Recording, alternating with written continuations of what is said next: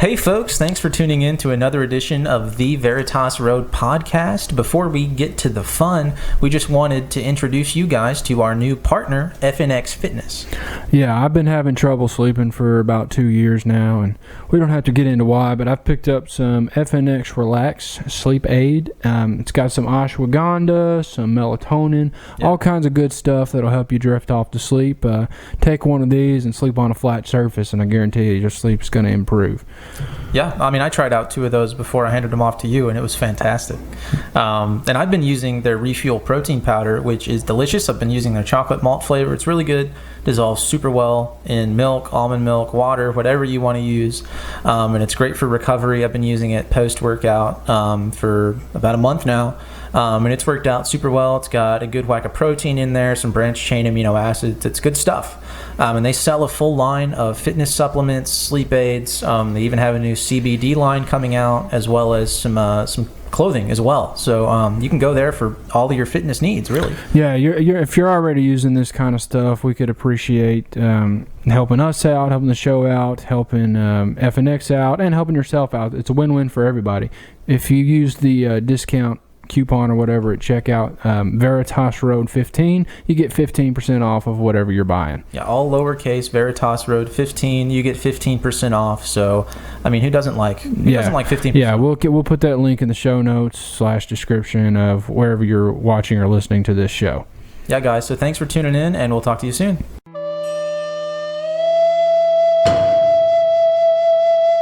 Hello, and thanks for listening to another episode of The Veritas Road. I'm Carson, back here with Murph. Murph, what's going on?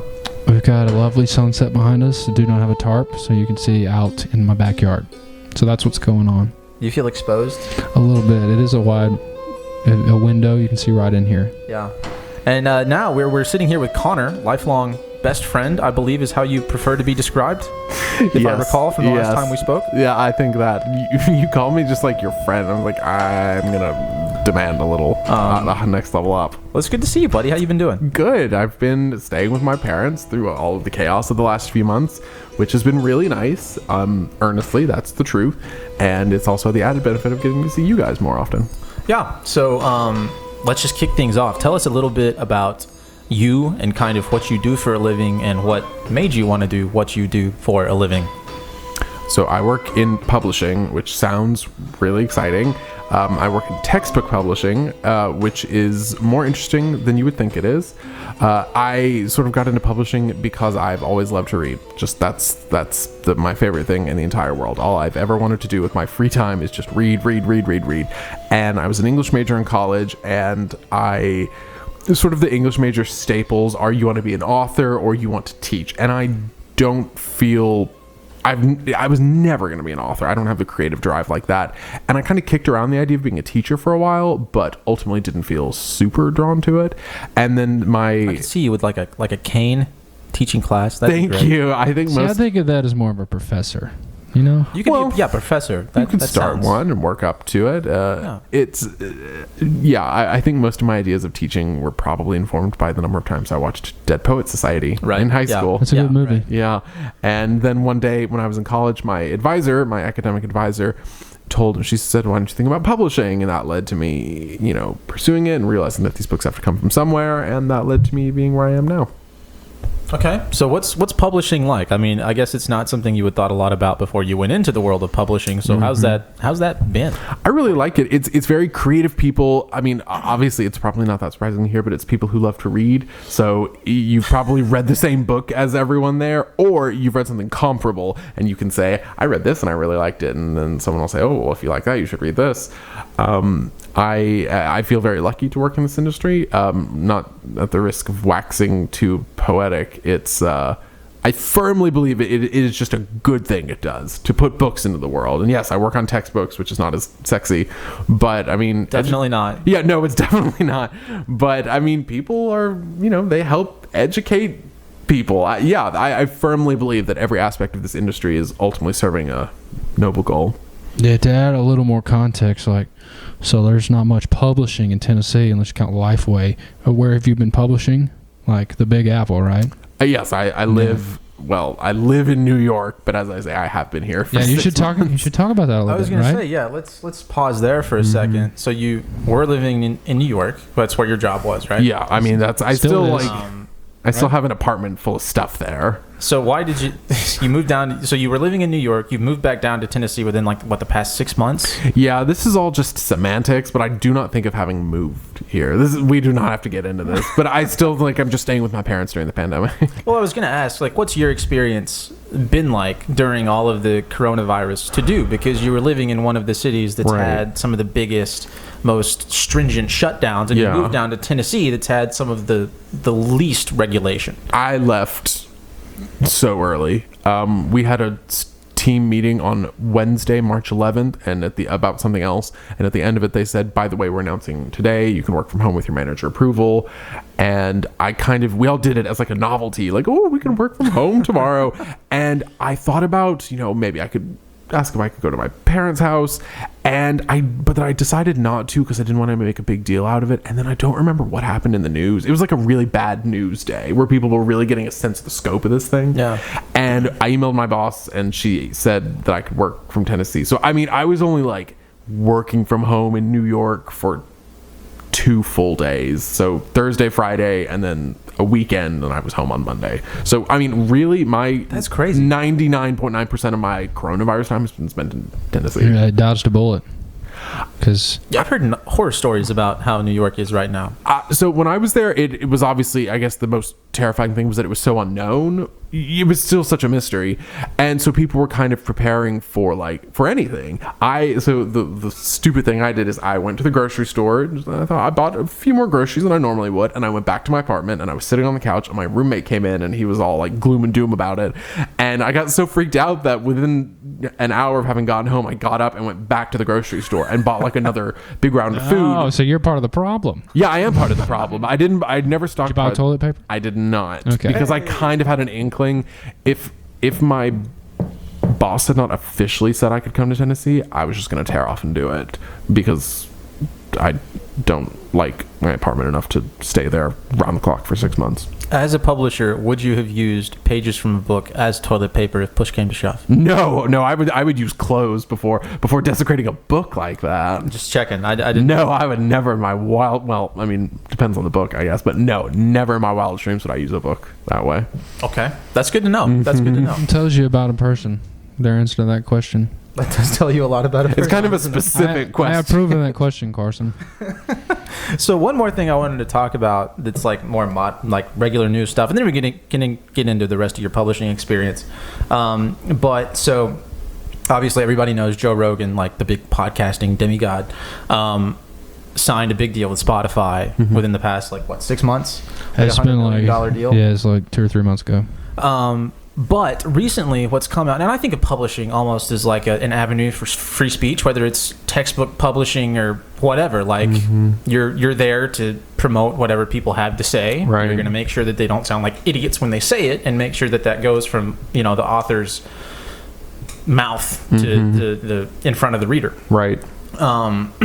Joe Rogan apparently, when he signed that deal, a bunch of I don't know if you've heard this, Murph. I've read a little bit about it. Okay, a bunch of Spotify's employees threatened to strike if Spotify didn't edit and fact check and do all this other stuff to his podcast. What do you think about that? Because the way I look at something like that, I'm thinking, well, love him, hate him, whatever. The man deserves to do what he wants with his own material. Right. And I think trying to go so far as to censor something like that seems a little bit ridiculous to me. I would first of all, I should make a disclaimer. I know the name Joe Rogan, and that is where my knowledge of him ends. I know absolutely nothing about You him. ever seen Fear Factor? Yeah? Yeah, he was on that. Oh. He was like the MC on that. Oh, wow. I didn't know that. That's been a minute, though. That's been a long time. That was like 10 years ago. That was a long time. So what I would say to that, and I really don't know anything about him or what he's been going on, is that it sounds like the first thing that struck me when you said that is that I think it's Spotify's job to be a platform, and it's not their job to teach every single person critical thinking skills. Yeah, that makes sense. Connor, I could not agree with that more. I mean, if he's spreading misinformation, that is bad. That, like, fully don't support that. But I don't think that's Spotify's place just to, like, put their hand on the world and say, we will. Don't worry, we've got this under control. Like, fully don't spread misinformation, Joe Rogan, if you're doing that. I don't know. But I would say that's not Spotify's call. Right, because Spotify's not a publisher. Right. Right? Well, I mean, that leads into what I was going to ask next, is that the job of a publisher? Like, you're publishing a textbook, you know, are you going to make sure that every little thing someone says is exactly right? Or are you going to let them publish information and let the reader decide whether or not that's good or bad? That is different because you're trying to educate people. It's not... see, I feel like I really could use a knowledge of Joe Rogan and his content to compare and contrast. But yeah, textbooks should be factually accurate because people are using them in contexts where they are going to learn and presumably are going, not yet, like, whatever this even means, like, in the world. They're, like, probably in an environment, like an educational environment, and they are later going to take that information and go out into the world. And I think it's the institution's responsibility. It's our responsibility to make sure that they are verifiably correct.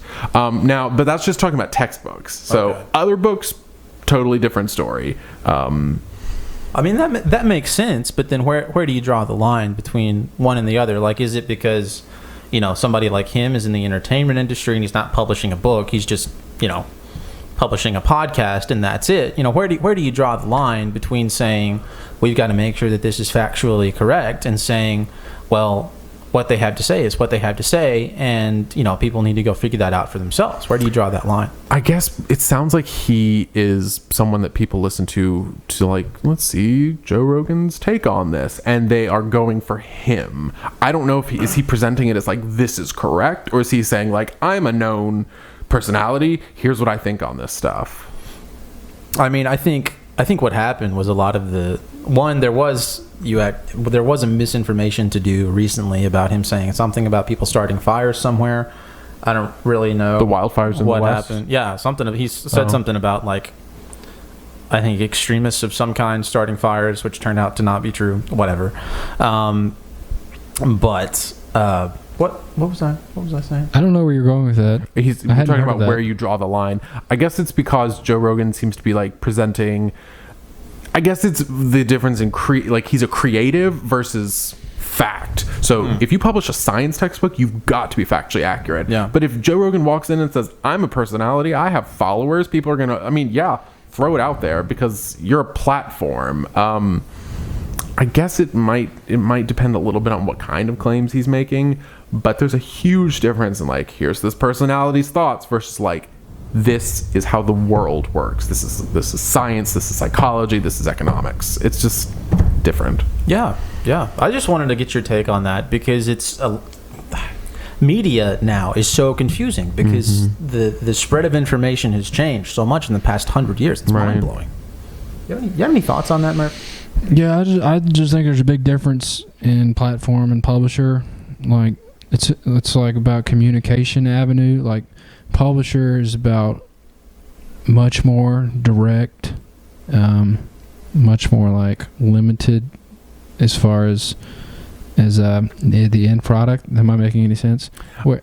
What were you going to say? I was going to say, talking about the difference in publisher and platform is that it's a two-way street where he can go in and say, like, you know, I wrote this, but it's just like me on the page and like whatever. But then since it's not like textbooks, it's not factual instruction, then it's the company's prerogative to say, this doesn't align with who we are, and it is our option to not engage with you, to send you down the hall to someone else. Yeah, and I mean, I'm never a big fan of anybody's censorship, but it makes a lot more sense to be like, if we were putting this out as a publisher, we want to make sure it fits our guidelines, but if we're just letting somebody talk, they can say what they want to say. Do you not think there's a difference there? I have a hard time understanding the difference y'all are seeing there. I get it in reference to a textbook. I get it in reference to a textbook because we're talking about something that's specifically going to be used for education. But if I'm just writing like a piece of prose to put out there and it contains whatever I want it to contain, Is it the job of a publisher to fact check that? Just like, is it the job of... How do you fact check a piece of prose? What do you mean? Well, you're talking about, like, let's say... I'm writing so let's use an example. Let's say you say something racist in your story, okay? And is that the... should the publisher, have ask that out? To say about whatever that is, just like, Spotify or YouTube or whatever platform might have something to say about a producer's content? Well, I think... here's where I think I delineate a difference. I think we could say it. So a platform, their product or service or whatever is the ability to, like, using their stuff to speak. Whereas a publisher invests in the actual content of whatever the speaker or writer is doing. So they're more involved with the content as opposed to the platform where they're just allowing the content to be out there. Maybe it's the understanding that if I go buy a book, then I am sort of being asked to think like, this is who this publisher, this went through months, years of their editorial process. This is something that they have put out there. That's part of like what the image they're projecting is. In that case, yeah, do whatever you want if it doesn't align with who you are. But I guess if it's like a YouTube video or a podcast, then I know that it's just someone out there doing something and they uploaded it and it's just the conduit. Yeah, that's a great way. It's like individual versus I can get on board individual versus group. Publisher more of a group. The platform should be more of an individual thing, I guess I feel like I hope I'm not contradicting myself. It's just kind of a nuanced opinion. It depends on the type of claim you're making. It depends on the forum. Like, I would not hold YouTube and a publishing company to the same standards, because YouTube's thing is anyone in the world can get on it and put up whatever. Yeah, allegedly. I don't know what that means, but heavy censorship in YouTube. But a publishing company, it goes through all these editorial revisions, and it is different. There's a platform and publisher. That's a really clever distinction, and I absolutely understand immediately what you mean by and that's from the words of a publisher, so it's not just two dudes talking. I like that. I mean, don't call me a publisher. No, that's what you are, man, for real. You've got experience, and claim the title. Okay, you should. I mean, I'm a banker. Carson, you're... I don't know what I do yet. What's your title? A guy. Okay. Very creative. Yeah, publisher's not in my title. Let's just move past this. All right. So this ends the discussion of current news portion of the podcast. I just wanted to see what you guys thought about all that. So now, Mr. Book Person, why are books important? Oh, how long do you want this to be? We got tons of time, man. I guess they were... Why are they important?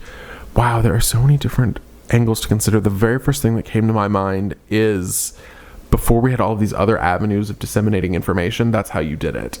I live in, 16th century Germany, and I want to get an idea to England. So I write it down, and I put it, and it goes off. Isn't that kind of sacred? Isn't that kind of beautiful? This physical object took a new idea to a different place, and now people are going to be living differently. Yeah, and you could even take that farther to across generations. Like, you can instill... It's almost like a pensieve from Harry Potter. You can take out memories and put them in a book, and now the memories are there for after you're dead to other cultures. So I guess that's why it's started being important. And but then I guess from a more personal standpoint, is there's a heck of a good time. I love a good story. I like to be immersed. I like people's writing. Books can make you... I remember saying in high school, it's like, how scary could a book be? It's like, it's just whatever. But scary. Stephen King is really scary, and P.G. Wodehouse is really funny, and it's just... It's a way... I guess our lives are made up of emotions. And it's a way to, it's like a control panel. It's like, I want to feel happy. I want to feel sad. I want to feel anxious. I want to feel this and that and that. I mean, books are, oh Lord, they're so important for so many billions of reasons. I can't even begin to process that. Yeah, it's another art form. And why is that important? It captures the human experience, and it's something we can relate to.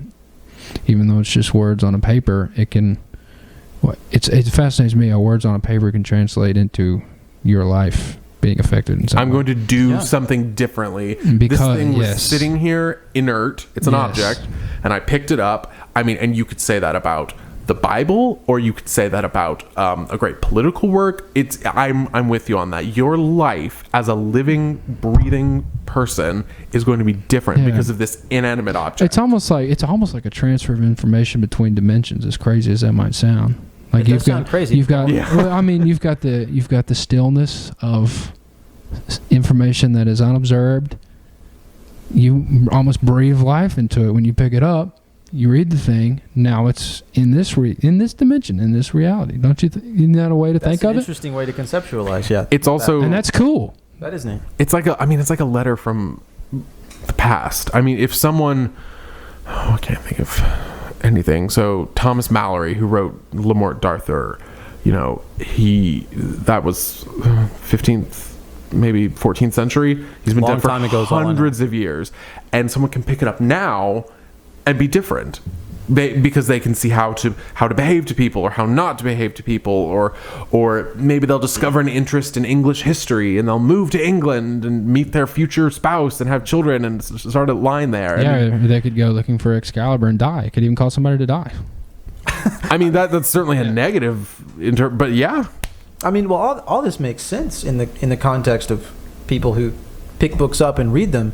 But what keeps that influence alive now? Because it seems, at least to me, that the book industry must have suffered some decline in the past 30 years with how big movies and television and internet and all that stuff is. What keeps that industry alive and well even in 2020? I mean, why do people keep playing football? It's just, why do people keep watching movies? I mean, it's just a thing that people love now, and it's timeless. Your emotions are timeless. I've read To Kill a Mockingbird I don't know how many times, That's a good one. but I read it now and I'm still so moved by it, and by different things as I get older. It's just pure delight. It's a pleasurable sensation to read it and to be taken somewhere and to have your life changed. I mean, that's the best attempt I can do at explaining why people are still reading. Maybe it has to do with the fact that our own world is so unbearably chaotic that sometimes it's nice to escape to somewhere that is either more chaotic, so here seems better by comparison, or to somewhere totally idyllic as a relief. I guess it has to do with our emotions, which don't change. I don't think they change. I'm not a psychologist. Yeah, I like that. I also think it's because there are certain truths that they're just carried forth in a story over and over again that resonate with you. Right. And that's what people always used to tell me about Shakespeare. Like, he talks about themes that are always. You gonna mean be Christopher true. Marlowe? Oh, the Bacon no, Society? no, sir. Well, Sorry. the works attributed to I'm sorry Shakespeare. about that. Shakespeare Thank truther. that's a good name for it. But that's what people always used to say. Is that's why things like Shakespeare or Le Morte d'Arthur, stories like that, are so timeless, is because they speak about these primal human emotions that continue to affect us, even though we think of ourselves as so evolved now. Right. Yeah, and it doesn't have to be old stuff either. I mean, it's still a great medium for people to express truth that they want to express, But even still today. It seems like it's been a minute since one of those big.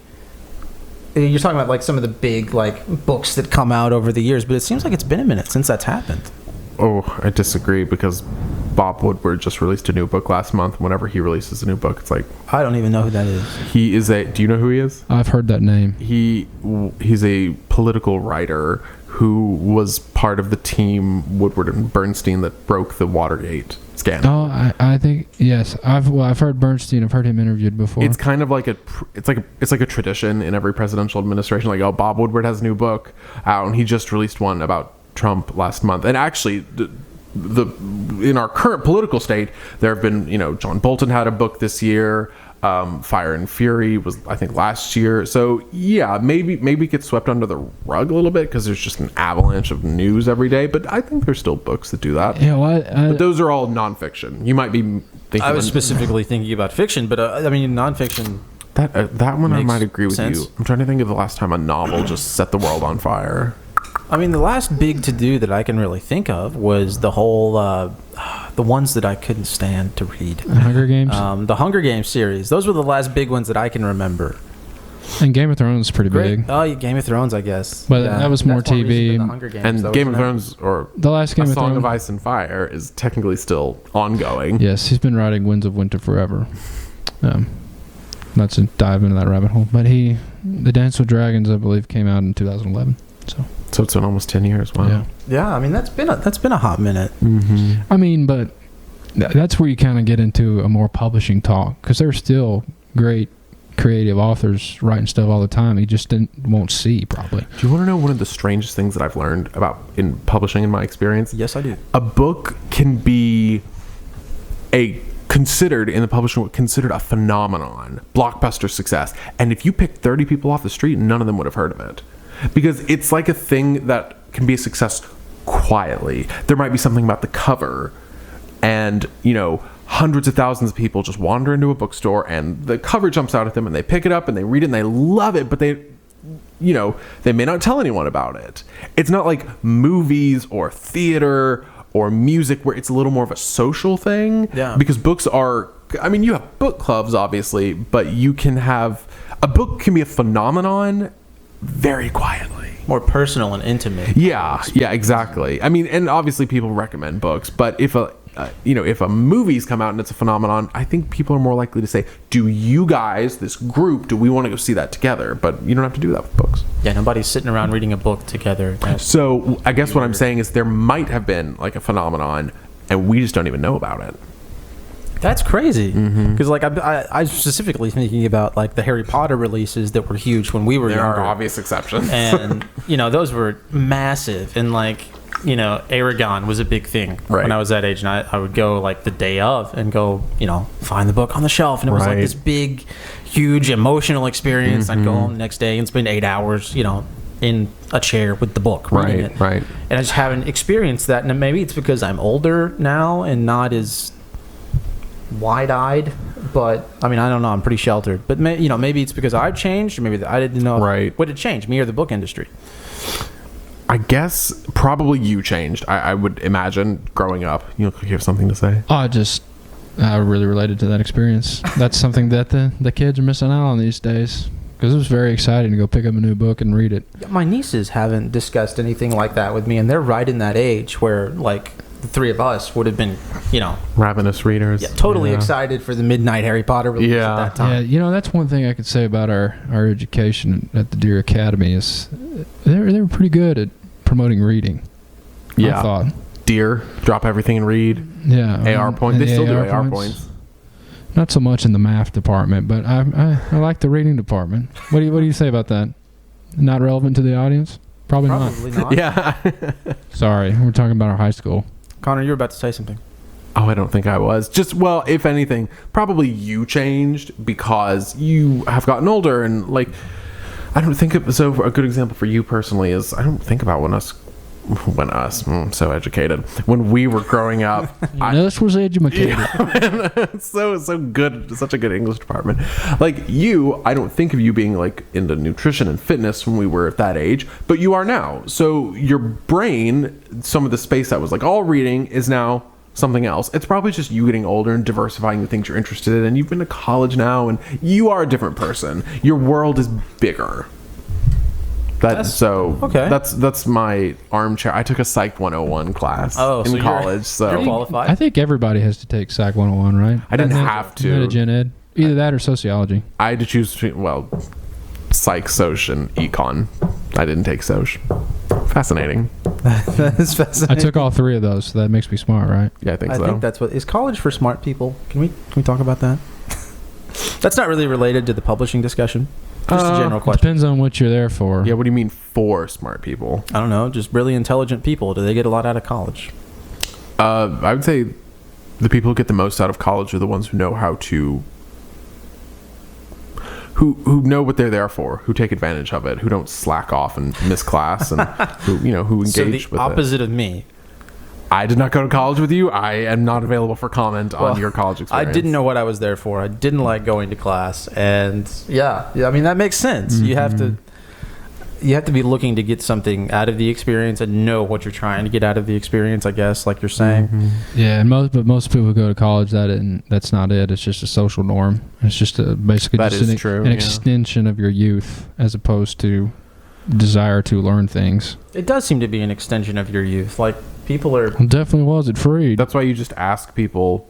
That's why you just ask college seniors. No one says, "Are you going to college?" People say, "Where are you going to college?" Exactly. Yeah. You mean high school seniors, but yeah. Right. Yes. Of course. That's crazy. That's crazy. We kind of got off the publishing boat there. Yeah. Sorry. That was. Yeah.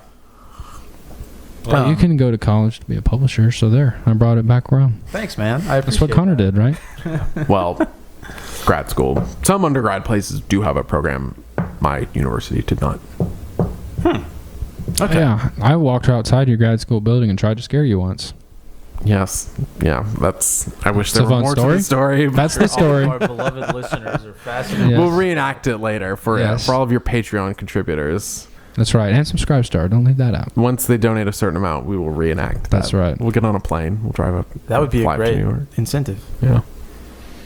So publishing. Say something, Carson. Well, so, I mean, what's your personal story about how you fell in love with books? Because obviously it's something that is exceptionally important to you. I mean, what's that? You got to have like an anchor book that What's your why? drove you into liking more books. The first book I ever loved was a It better be the Bible. no. Okay. It was a Beauty and the Beast book. That was just a retelling of the story of Beauty and the Beast. Disney's Beauty and the Beast, trademark. And my parents would read it to me every night, and I know people love it when people tell stories about themselves as children, but the story goes that my parents would read it to me so often, and then they would change things like blue, and I'd be like, no, that says red. And so I've always been a tyrant, control freak, but that book was a big one. I read that a lot. And then the Lorax, and then the Bailey School. I'm the Lorax. I speak for the trees. I love that book. Yeah. I didn't read The Cat in the Hat until I was in high school, but I did read The Cat in the Hat Comes Back like every day in kindergarten. Yeah. And then the Bailey School Kids and the Hardy Boys. And then the how Hardy can we Boys. get around discussing the generational importance of Harry Potter? We were, I mean... We were Yeah. just right. We were the Very perfect big age for the later Harry Potter. millennials. Yeah.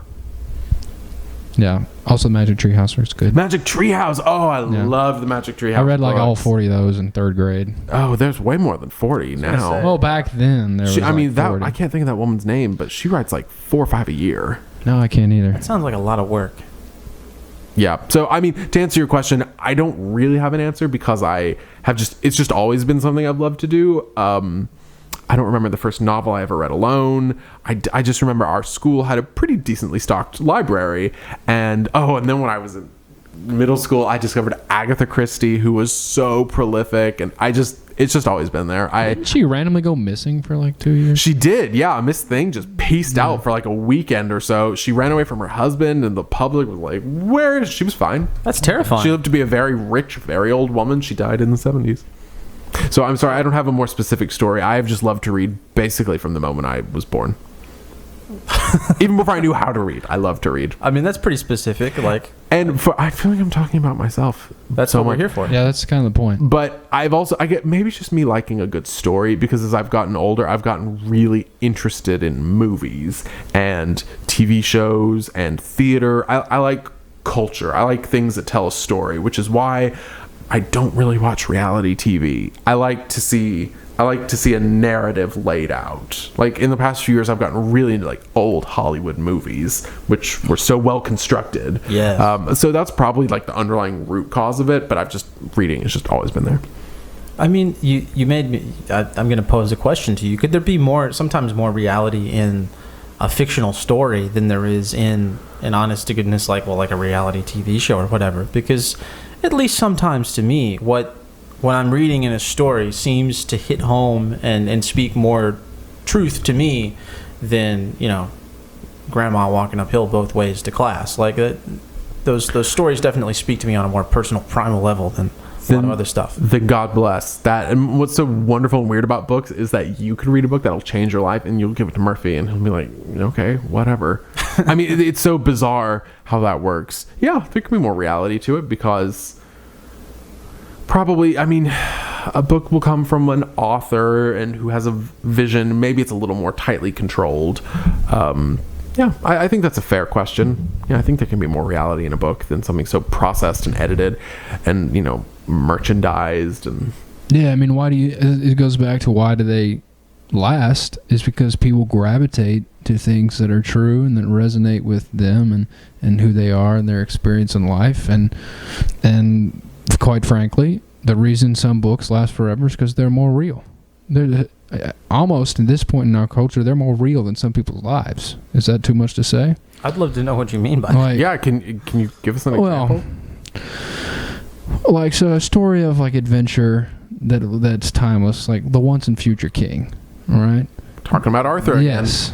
That's just so easy to talk about because everyone knows about it. But have you read The Once and Future King? It's on my list. Man, I have a that's a good list of book. about 70 books to read. I'm just now making it into I Pride didn't know and that. Chronicles. Can I see it? Yeah. You can borrow my copy of The Once It's and right Future over there King. on that computer. You have a Sorry. copy. I do. What was I saying? It is Probably not important. yes, you were. You were talking about how. Well, what were you saying? Man, that's bad. A story of adventure. Yeah. Oh yeah. So a story of adventure and romance and fighting and discovering mystery. Like, doesn't that sound like a much more appealing life than just wake up, go to your job, eat, sleep, watch TV, and repeat over and over again? I mean, to me, that sounds like a real or a better human experience than what most people live from day to day. And that's why people gravitate to it and why it lasts through time. I mean, isn't that kind of sad, though? I mean, that's for you to decide. Is that about our current lives or the state of literature? You can tell me if that idea is dumb or if that resonates with anyone. Can I give you an analogous thing that I've always thought? I think that's why sitcoms are so popular, because they posit and I love sitcoms, like multi-camera, studio audience. I love that stuff. Yes.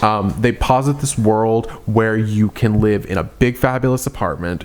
You don't ever have to go to work, but when you do, you can be like sassy with your boss and not get fired. Every May, someone you know will get married or have a baby, or you'll get to go to Europe.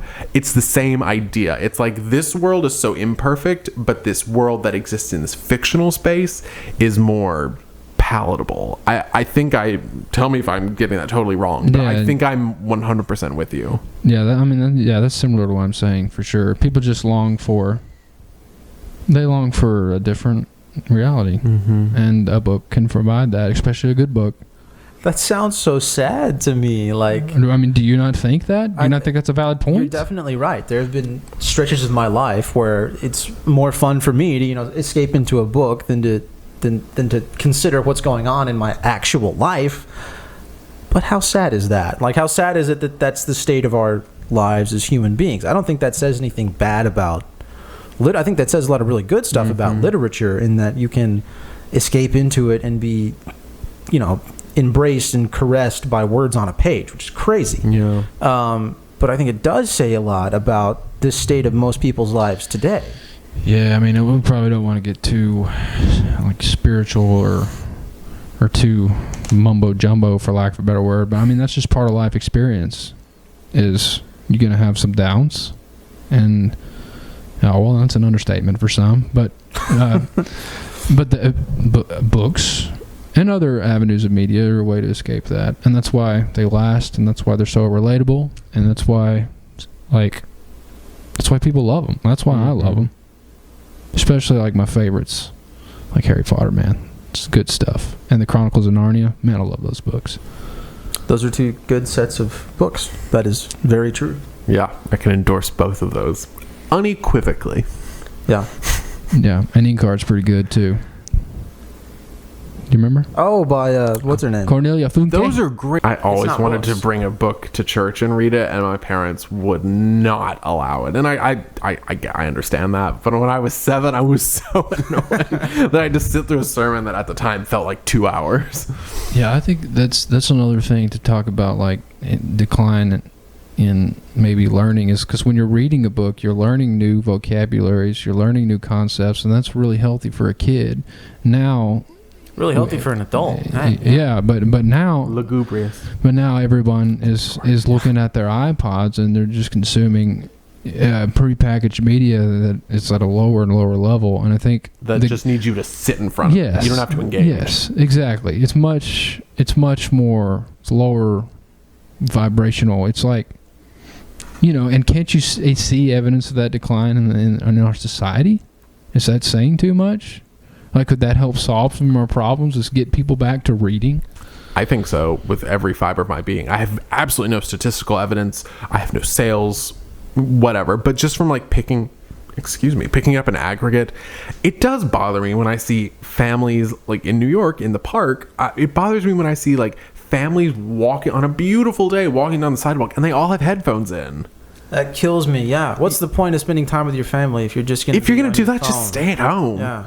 I think so.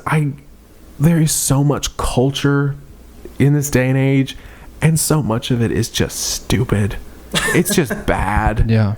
I'm sorry to I'm not a creative type, but we don't need all these Real Housewives. I don't even know what that's a reference to. The Real Housewives, it's a franchise of reality shows about very, very rich women yelling at each other. Yeah, is that like Snooki and the Jersey Shore? And that all was Jersey Shore. It's the Real Housewives of New York, Beverly Hills, Orange County, Dallas, Atlanta, Miami, Potomac. That's a lot. They just literally a new one is just about to start. Salt Lake City. Well, and the point you compare that to like Southern Gothic, like this doesn't even compare. Southern Gothic, the genre. Yeah, like what's more real culture than that? What's more human experience? Much. Real Housewives or Truman Capote, right? Andy Cohen, the producer and creator of all those shows, is going to sue us for disparaging his shows, defaming him. Yeah, I really want to be cognizant of not just grafting my opinion onto the world. I just cannot imagine that the world would not get a little better off if people would just stop everything.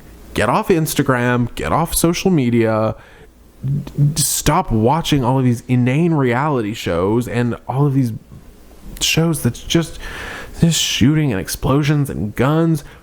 If you want that sort of thrills and excitement, that is great. That is legitimate. Read a Tom Clancy book. Read a book. It's better for your brain. And I probably sound like the world's biggest bore and wet blanket, but I feel this so strongly. No, I totally agree with you. You're exactly right. And for at least for me, what I would imagine is that most people would experience a lot more learning, like you're going to get exposed to new stuff, but also I think every book that I've ever read, especially books that I've enjoyed, each one represents, albeit maybe a small one, a journey of self-discovery every time. Because you're never the same person. Yeah, you're looking through whatever is going on, whatever scene is being played out through the lens of not just your own eyes, but those of the author and the character, and that lets you know a lot about who you are. I think. Yeah, I mean, it's like a mirror. No, obviously, not every book. Some books exist to be frothy and light and just pure escapism. But a lot of books, books change people's lives. I mean, and that not even necessarily in a religious context. Books give people the will to live, or maybe a philosophy of life expressed in one can totally turn someone around. I mean, there's just more bang for your buck than just turning on the TV. And I love TV. Just to be honest, I'm not a total snob, but I do draw the line somewhere. You do have some standards. I love Friends. Lord, I'd sit down and watch every episode of Friends right now. That sounds amazing. Can we do that? But there's too much. There's just too much of it all. Yeah. I sound like the world's biggest scold. I don't think so. I also don't know what that means, but it means I'm like back in the good old days. I like that. Let that be your new persona. Thank you. It already is. I enjoyed that. Anything else we want to talk about before we hop off here? I don't know. I just really resonate with that. Like you think about like people in like 1910.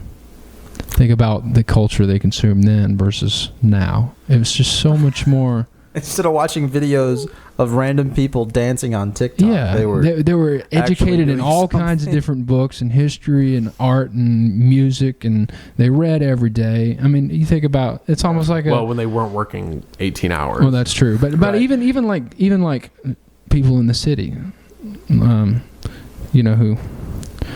like it's. I just lost that train of thought there, but I liked it. I'm sad. It's a much more just cultured environment, and I think it's a shame that that's gone, and I think books will help bring that back. But you know what? That it is within our power to be the conduit. So if you start doing it, then one day you will teach your children to do that, or not teach them to do that. You will offer it to them as an option, and maybe they will engage with it and carry it on. You have very young relatives. I do. Go over there right now and start reading them some Plato. Yes, Allegory of the Cave. Okay. I don't think they'd be particularly interested in Plato, as they are all under 12. I wasn't interested in Plato when I was 18. What? and I read The Republic. You know, we talk about the book industry declining, but every time I walk into a bookstore, there are a decent amount of people in there. Yes, and I spend a lot of time in bookstores.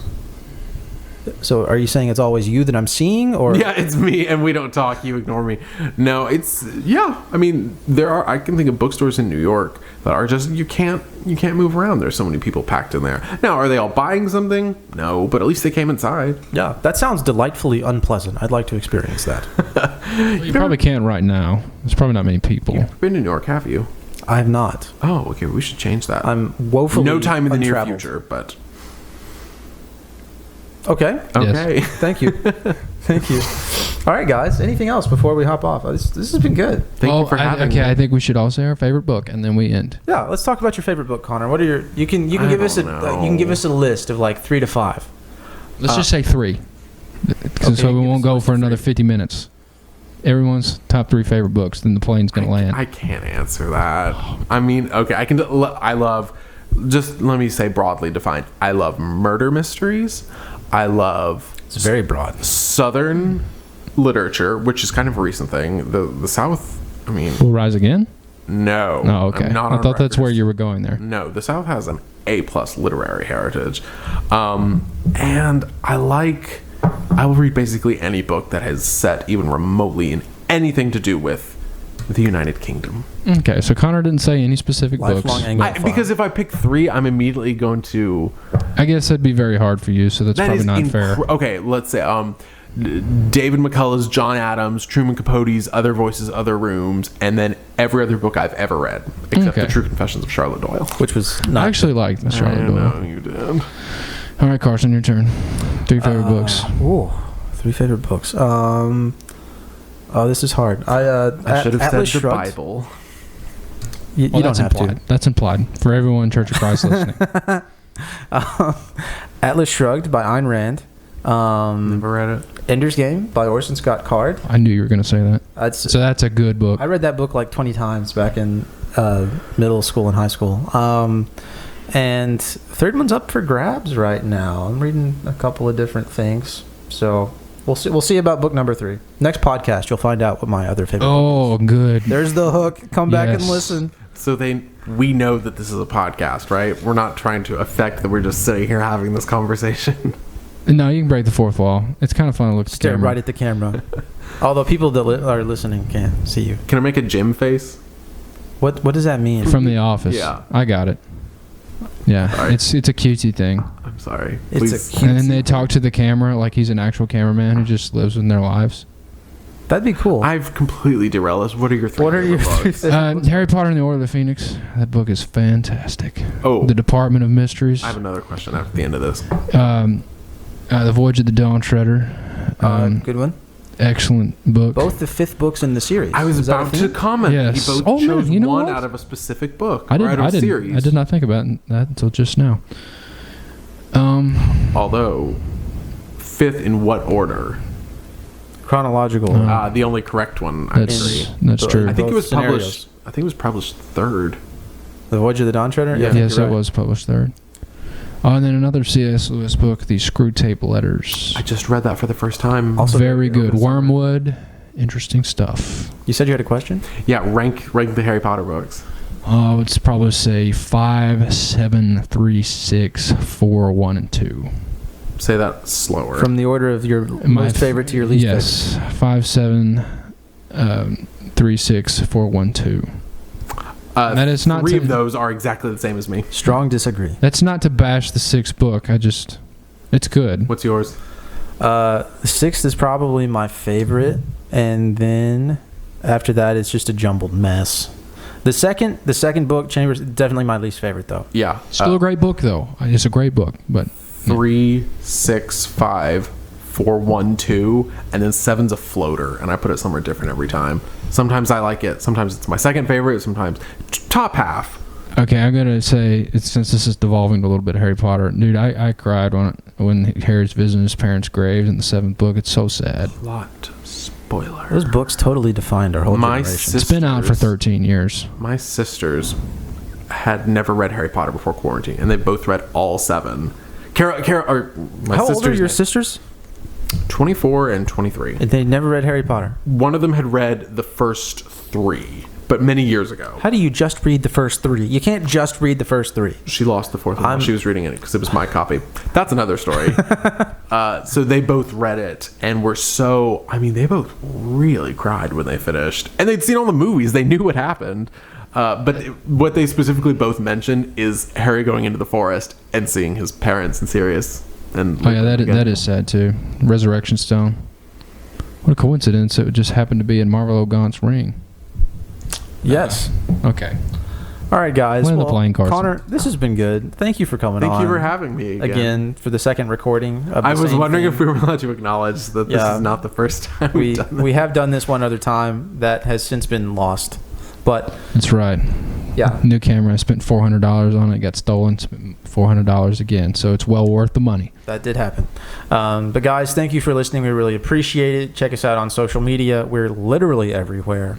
Facebook, Instagram, YouTube, Twitter, blah blah blah blah blah blah. MySpace. Yeah. Not quite. Check out FNX Fitness with the code Veritas15. You'll get 15% off your first order, which is awesome. A lot of cool fitness stuff there, so check them out. Sleeping pills too. They're right here. Yeah, they've got a lot of good protein powders. Anything else before we hop off of here, Murph? Patreon, subscribe star. Appreciate anything anybody wants to send our way. Yeah. Guys, thanks for listening, and thank you, Connor, for coming on. Yes. Thank you for It's been a having pleasure. me. And we'll talk to y'all soon.